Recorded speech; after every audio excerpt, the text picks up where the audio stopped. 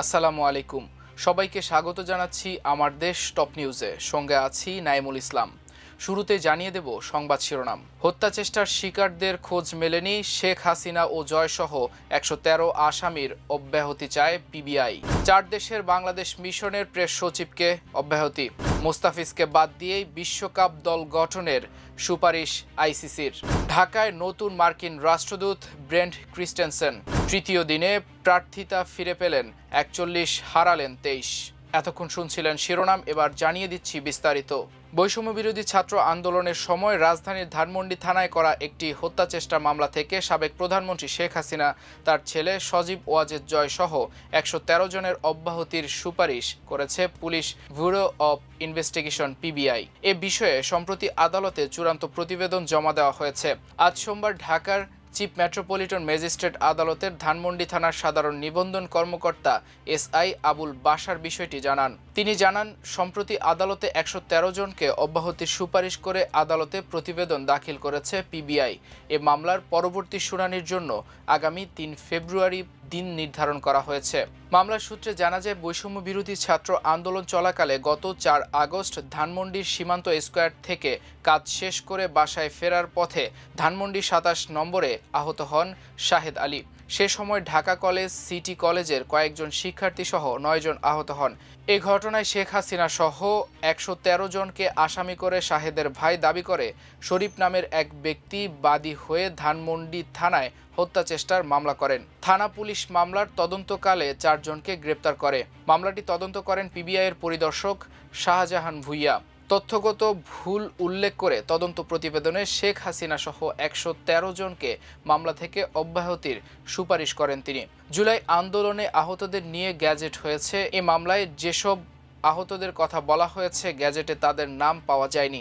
অবশ্য তদন্ত প্রতিবেদনে বলা হয়েছে, যদি পরবর্তী সময়ে আহতদের তথ্য পাওয়া যায় পরে অভিযোগপত্র জমা দেওয়া হবে। এজাহারে শাহেদ আলী, রাশেদ, জুয়েল, মাহমুদ, নাহিদ, রাসেল, মিরাজ, জান্নাতুল ফেরদাউস, নাইমা, আয়েশা আক্তার, শাম্মী আক্তার আহত হয়েছেন বলে উল্লেখ করা হয়। বিভিন্ন হাসপাতালে খোঁজ নিয়ে এ ধরনের কোনো আহত ব্যক্তির সন্ধান পাওয়া যায়নি। তদন্ত প্রতিবেদনে বলা হয়েছে, মামলা সংক্রান্ত তথ্য দেওয়ার জন্য হাজারীবাগ বাদী শরীফের ভাড়া বাসায় নোটিশ পাঠানো হয়। তবে বাড়িওয়ালা জানান, শরীফ নামে কাউকে চেনেন না এবং সেখানে থাকেন না। পরে জাতীয় পরিচয়পত্র যাচাই করে বের করেন বাদীর নাম শরীফুল ইসলাম, লক্ষ্মীপুর সদরের ১৪ নম্বর মান্দারি এলাকার সিরাজুল ইসলামের ছেলে। সেখানে খবর নিলে কেউ তাকে চিনতে পারেননি। তার মোবাইল নম্বর বন্ধ পাওয়া যায়, তবে হোয়াটসঅ্যাপ নম্বর কখনো খোলা কখনো বন্ধ থাকে। হোয়াটসঅ্যাপে যোগাযোগ করেন তদন্ত কর্মকর্তারা। বেশ কয়েকদিন অপেক্ষার পর শরীফ ধানমন্ডি লেকের পাশে তদন্ত কর্মকর্তাদের সঙ্গে দেখা করেন। তদন্ত কর্মকর্তা ভুক্তভোগীকে হাজির করতে এবং চিকিৎসা সংক্রান্ত কাগজপত্র সরবরাহের অনুরোধ জানান। তবে দীর্ঘদিন অতিবাহিত হলেও ভুক্তভোগীকে হাজির বা চিকিৎসা সংক্রান্ত কাগজপত্র সরবরাহ করেননি তিনি। চিকিৎসা সংক্রান্ত কোনো তথ্য এজাহারে উল্লেখ করা হয়নি। মামলার সাক্ষীদেরও পাওয়া যায়নি। বিদেশে বাংলাদেশ মিশনের প্রেস উইংয়ের দায়িত্ব পালনরত ৪ কর্মকর্তাকে অবিলম্বে কর্মস্থল থেকে অব্যাহতি নিয়ে দেশে ফিরে আসার নির্দেশ দিয়েছে তথ্য ও সম্প্রচার মন্ত্রণালয়। তথ্য মন্ত্রণালয় থেকে সম্প্রতি এ বিষয়ে প্রজ্ঞাপন জারি করা হয়েছে। ৪ কর্মকর্তা হলেন মালয়েশিয়ার কুয়ালালামপুরে বাংলাদেশ হাইকমিশনের প্রথম সচিব সুফি আবদুল্লাহিল মারুফ, সংযুক্ত আরব আমিরাতের দুবাইয়ের কনসুলেট জেনারেল অফিস অব বাংলাদেশের প্রথম সচিব মোহাম্মদ আরিফুর রহমান, সৌদি আরবের রিয়াদে বাংলাদেশ দূতাবাসের দ্বিতীয় সচিব আসাদুজ্জামান খান ও জাপানের টোকিওতে বাংলাদেশ দূতাবাসের দ্বিতীয় সচিব মোহাম্মদ ইমরানুল হাসান। প্রজ্ঞাপনে বলা হয়, বর্তমান প্রেক্ষাপটে এসব কর্মকর্তাকে আবশ্যিকভাবে অবিলম্বে কর্মস্থল থেকে অব্যাহতি নিয়ে স্বদেশে প্রত্যাবর্তন করার জন্য নির্দেশক্রমে অনুরোধ করা হলো। আইসিসির সিকিউরিটি টিম ভারতে অনুষ্ঠিত হতে যাওয়া বিশ্বকাপে বাংলাদেশের অংশগ্রহণ ইস্যুতে ৩টি নিরাপত্তা আশঙ্কার বিষয়ে জানিয়েছেন বলে মন্তব্য করেছে অন্তর্বর্তী সরকারের ক্রীড়া উপদেষ্টা আসিফ নজরুল। সোমবার বিকেলে বাংলাদেশ ফুটবল ফেডারেশনের এক সংবাদ সম্মেলনে আসিফ নজরুল সাংবাদিকদের জানান, আইসিসির সিকিউরিটির দায়িত্বে যারা আছেন তারা একটি চিঠি দিয়ে জানিয়েছে ৩টি জিনিস হলে বাংলাদেশের নিরাপত্তার আশঙ্কা বাড়বে। একটি হচ্ছে, বাংলাদেশের টিমে যদি মুস্তাফিজ অন্তর্ভুক্ত হয়, ২ বাংলাদেশ দলের যে সমর্থকরা আছেন তারা যদি বাংলাদেশের জাতীয় দলের জার্সি পরে ঘোরাফেরা করে আর ইলেকশন যত এগিয়ে আসবে তত নাকি বাংলাদেশ দলের নিরাপত্তার আশঙ্কা বৃদ্ধি পাবে। আসিফ নজরুল বলেন, আইসিসি নিরাপত্তা দলের এই বক্তব্য সন্দেহাতীতভাবে প্রমাণ করছে যে ভারতে বাংলাদেশ ক্রিকেট টিমের টি-20 বিশ্বকাপ খেলার কোনো রকম পরিস্থিতি নেই। তবে আসিফ নজরুল সংবাদ সম্মেলনে এই দাবি করলেও বক্তব্যের এক পর্যায়ে বলেন যে বাংলাদেশ আইসিসিকে চিঠি দেওয়ার পর আইসিসির উত্তরের প্রত্যাশা করছে। তিনি বলেন, আমরা 2টা চিঠি দিয়েছি। চিঠি দেওয়ার পর আমরা আইসিসির যে উত্তর সেটার প্রত্যাশা করছি। ভারতে বিশেষ করে গত 16 মাস ধরে উগ্র সাম্প্রদায়িক পরিস্থিতি বিরাজ করছে ও বাংলাদেশ বিদ্বেষী অব্যাহতি ক্যাম্পেইন চলছে।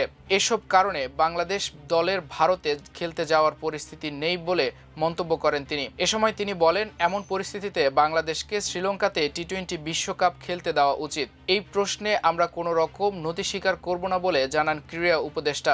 এ মাসের শুরুতে মোস্তাফিজুর রহমানকে ভারতের ক্রিকেট বোর্ড আইপিএল এর দল থেকে বাদ দেওয়ার নির্দেশ দেওয়ার পর বাংলাদেশ নিরাপত্তা আশঙ্কায় ভারতে টি-20 বিশ্বকাপ খেলতে অস্বীকৃতি জানায় এবং ম্যাচ ভারতের পরিবর্তে শ্রীলঙ্কায় সরিয়ে নেওয়ার দাবি জানিয়ে আইসিসিকে চিঠি দেয়। বাংলাদেশে যুক্তরাষ্ট্রের নতুন রাষ্ট্রদূত ব্রেন্ট ক্রিস্টেনসেন ঢাকায় পৌঁছেছেন। সোমবার সন্ধ্যায় বিমানবন্দরে নতুন রাষ্ট্রদূতকে স্বাগত জানান মার্কিন দূতাবাস ও পররাষ্ট্র মন্ত্রণালয়ের কর্মকর্তারা। কূটনৈতিক সূত্রে জানা গেছে, চলতি সপ্তাহেই পরিচয়পত্র পেশের মধ্য দিয়ে ঢাকা মিশন শুরু করবেন ক্রিস্টেনসেন। আগামী 2 দিন পররাষ্ট্র সচিব আসাদ আলম সিয়াম ও রাষ্ট্রাচার অনুবিভাগের প্রধান নুরুল ইসলামের সঙ্গে বৈঠক করে পরিচয়পত্র পেশের প্রস্তুতি নেবেন তিনি। এরপর বৃহস্পতিবার রাষ্ট্রপতি মোহাম্মদ শাহাবুদ্দিনের কাছে পরিচয়পত্র পেশ করবেন। আসন্ন ত্রয়োদশ জাতীয় সংসদ নির্বাচনের রিটার্নিং কর্মকর্তাদের সিদ্ধান্তের বিরুদ্ধে দায়ের করা আপিল শুনানির তৃতীয় দিনে 70টি আবেদনের শুনানি অনুষ্ঠিত হয়েছে। সোমবার আগারগাঁওয়ে নির্বাচন কমিশন ভবন অডিটোরিয়ামে এই শুনানি অনুষ্ঠিত হয়। শুনানি শেষে 41 জনের প্রার্থিতা বৈধ, নামঞ্জুর 23, অপেক্ষমান 5 ও 1 জন প্রত্যাহার করেছে নির্বাচন কমিশন। নির্বাচন কমিশনে প্রার্থিতা ফিরে পেয়ে অনেকেই নির্বাচনী অবস্থা ভালো বলে দাবি করেন, আবার প্রার্থিতা ফিরে না পেয়ে রিটার্নিং কর্মকর্তাদের পক্ষপাতিত্বের অভিযোগ করেন কেউ কেউ। এদিকে দ্বৈত নাগরিকত্বের কারণে চট্টগ্রাম 9 আসনের জামায়াত প্রার্থী AKM ফজলুল হকের আপিলের নামঞ্জুর করেছে নির্বাচন কমিশন। একই কারণে মনোনয়ন স্থগিত রাখা হয়েছে শেরপুর 2 আসনে বিএনপির প্রার্থী মোহাম্মদ ফাহিম চৌধুরীর। মোট 645টি আপিলের নিষ্পত্তি হবে 18 জানুয়ারির মধ্যে। প্রার্থিতা প্রত্যাহারের শেষ তারিখ 20 জানুয়ারি। রিটার্নিং কর্মকর্তা চূড়ান্ত প্রার্থী তালিকা প্রকাশ করে প্রতীক বরাদ্দ করবেন 21 জানুয়ারি। এছাড়া নির্বাচনী প্রচারণা শুরু হবে 22 জানুয়ারি থেকে। দর্শক, এ ছিল আমার দেশ টপ নিউজের আজকের আয়োজন। এতক্ষণ সঙ্গে থাকার জন্য অশেষ কৃতজ্ঞতা। আল্লাহ হাফেজ।